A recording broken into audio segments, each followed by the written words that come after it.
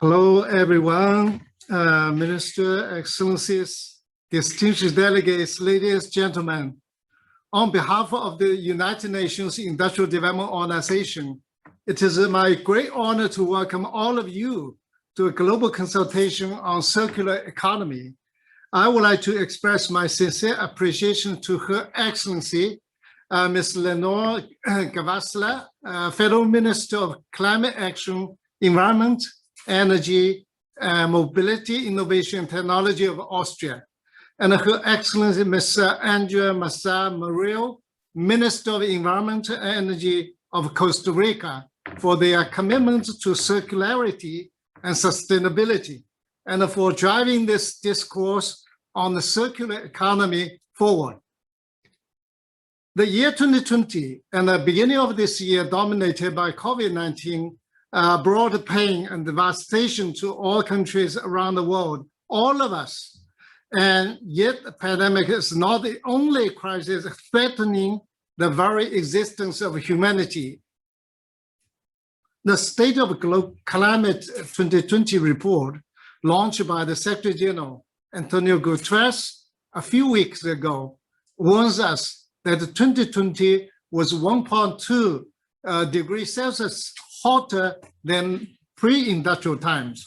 We are getting dangerously close to the 1.5 degrees Celsius limit that was set by the scientific community and enshrined in the Paris Agreement.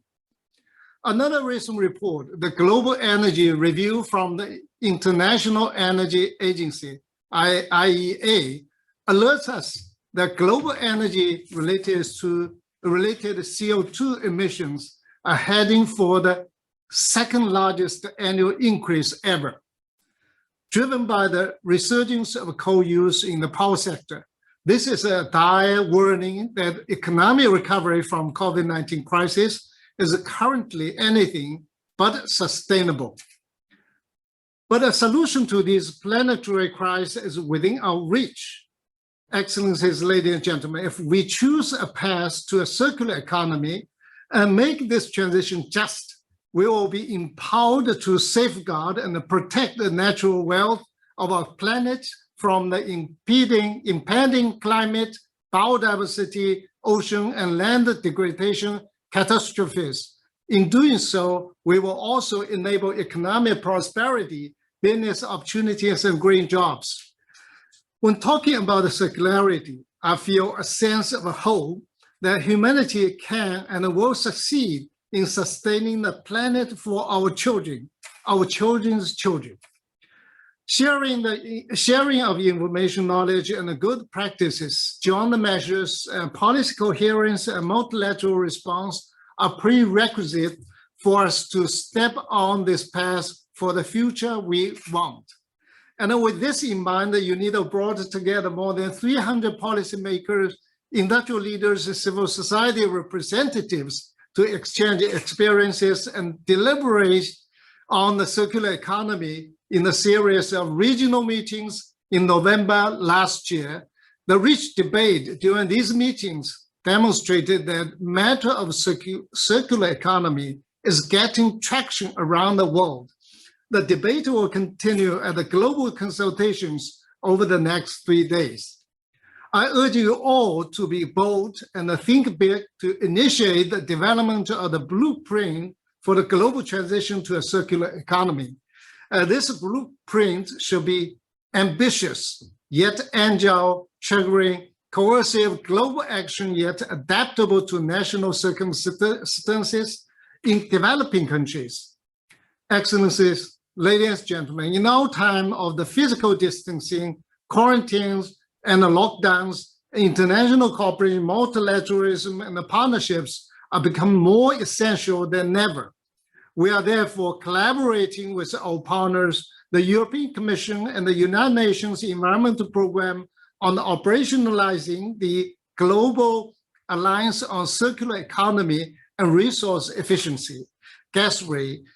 I call on all environment industrial leaders who are willing to champion the transition to a circular economy to join this alliance and partner with us. As a concrete on-the-ground action, UNIDO, in cooperation with Switzerland, in supporting Colombia, Egypt, Indonesia, Peru, South Africa, Ukraine, and Vietnam in promoting eco-industrial parks. Such eco-industrial parks provide an ecosystem for companies seeking to achieve enhanced environmental, economic, and social performance. We, however, do not stop here. We aim to expand resource efficiency, cleaner production in order to move beyond eco-industrial parks. This means incorporating sustainable practices and nature-based solutions into the framework of urban planning. In a sustainable city, industrial, economic, environmental, and social symbiosis can be achieved on a more holistic level, bringing benefits to local populations and neutral ecosystems they rely on.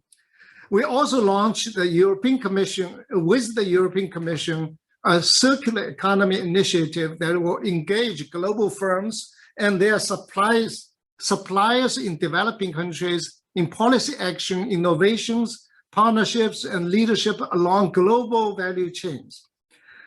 This combination of partnership building, multilateral processes, and boost on-the-ground action is UNIDO's contribution to the efforts of the global community to build a resilient, inclusive, and sustainable post-pandemic world. I wish you all constructive and fruitful deliberations and leave those consultations in the able hands of our distinguished co-chairs. Your Excellency, Minister Gavasler, the floor is yours. Thank you.